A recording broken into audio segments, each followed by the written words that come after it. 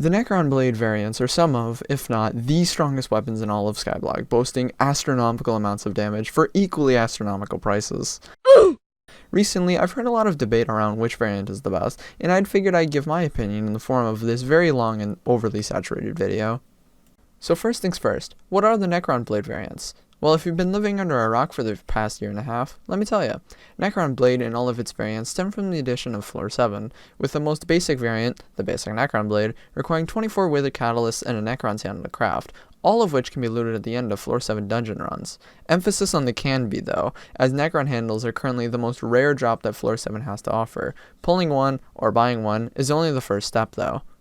After you've crafted your base Necron's Blade, you have to obtain the 3 scrolls for it. These are the Shadow Warp, Wither Shield, and Implosion scrolls, in no particular order. These scrolls also drop at the end of Floor 7 dungeon runs, and are combined with the Necron's Blade to give the sword magic abilities, which by themselves are honestly pretty bad. The effects themselves aren't terrible, but their cooldowns are what really push them into the terrible category. Combining the 3, however, results in a new ability, Wither Impact. This ability alone is what drives the Necron Blade and all of its variants from medium to godlike. Not only because all 3 effects are active at once, or that they're slightly altered, but their complete removal of a cooldown.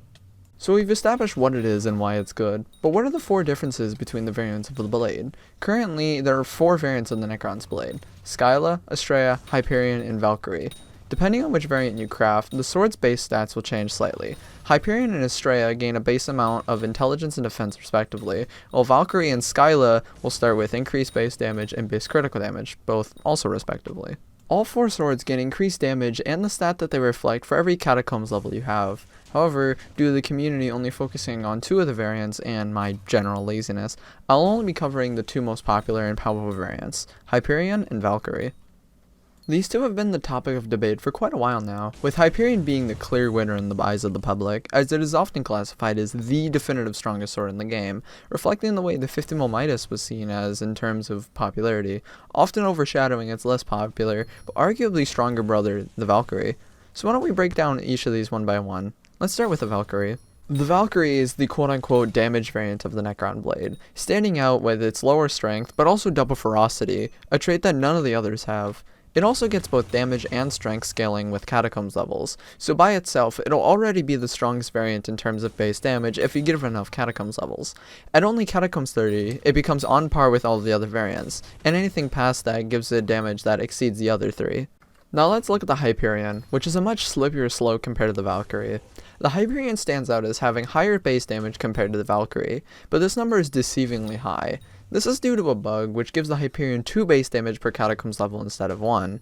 When the admins will fix this is beyond any of us, but what we can say is that even with this damage bug biasing in favor of Hyperion, it still might not be the better option. While yes, the base damage is higher, the Valkyrie still has that double ferocity bonus, which is a lot stronger than you think, especially in dungeons.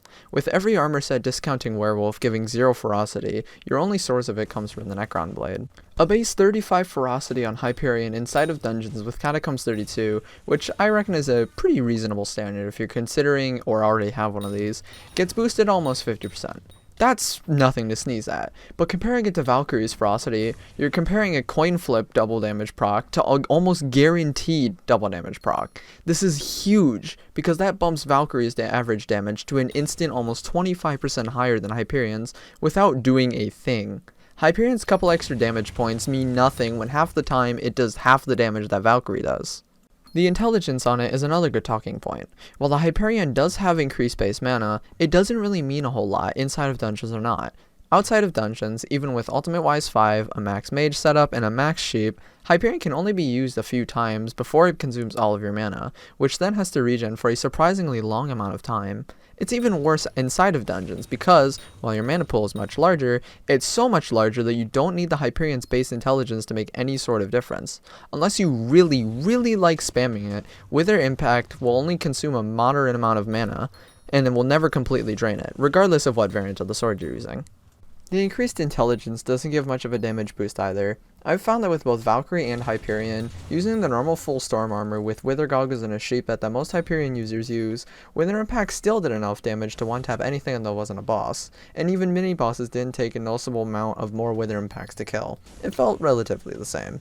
It also helps to know that Implosion isn't your main source of damage against Necron, which is the only boss where melee damage actually matters. Your melee attack does considerably more, anywhere from 50% to 100% more in my testing.